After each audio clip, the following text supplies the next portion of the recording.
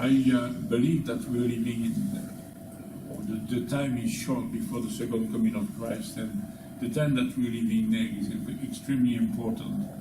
Before I introduce Pastor Bill Johnson, who will be the main speaker tonight, I want to say something. I want to say, first of all, that the reason Christ died on the cross of Calvary is for one purpose, which is principal purpose. That is that the creator of the universe become a father to which we become sons and daughters too. And the reason he died is so that the relationship with him may be totally complete and unique. And the enemy will do anything he can to try to stop us to develop that relationship. He will use religion, which is virtually a set of series of steps that you will have to take in order to achieve your end result, which is virtually the occult. But sometimes it's easier for us to listen to someone preaching, saying that if you do 1, 2, 3, 4, you will end up having that blessing and that blessing. And what the result of that is that you don't have to seek God, because you just follow a series of steps. Another way by which the enemy will stop us is by, when we face tribulation, when we face situations which are too hard for us, we get involved in fighting that situation and we forget who's fighting for us. I'll try to make an example of it. I don't know if you're facing a terrible disease, or if you're facing a terrible financial situation, or your family has got a problem, etc.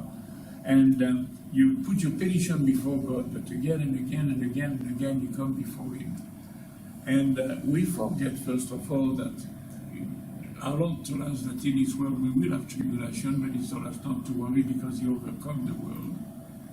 We forget that nothing can separate us from Him, neither tribulation, neither pestilence, neither famine, neither other creature, that nothing can separate us from Him. We also forgot that if He is for us, God, no, who can be against us?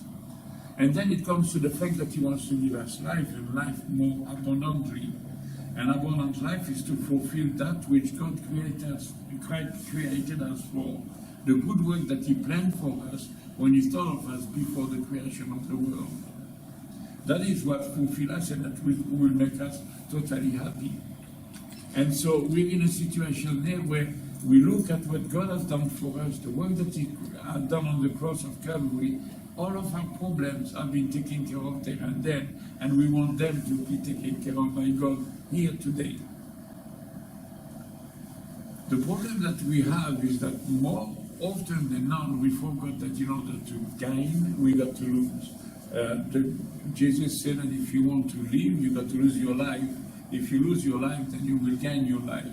And I wonder if I could explain that to you before I touch it over. When our kids were teenage boys, we were absolutely in a situation where there is nothing we could do in order to control what they were doing. And when they went through the wrong path and they did things that in our hearts were terrible, we didn't know how to be able to handle them. The only thing that we did is my wife and I put them at the feet of the cross and say, God, they're yours, you love them more than we do. And we have to let go the thing which was the most precious, the most loving that we have. We have to let them go into the hands of someone that we could trust. But it's so difficult not to try to meddle with the situation and to take it back into our hands again. I want to suggest to you that whatever situation you face, if your relationship with God is the one that it should be, because as you abide in the vine, you will bring forth fruits, then it comes a time where you did what you can, you bind and you lose, you bring your petition before God and you worship. And it comes a time where you got to be willing to take that sickness, take that financial situation, take that family situation, put it at the feet of the cross and say, God, I can't, but you can. I can't, but you can. So I pray that that few little advice may be able to bless you and help you. And I hand over now to Pastor Bill Johnson. Thank you.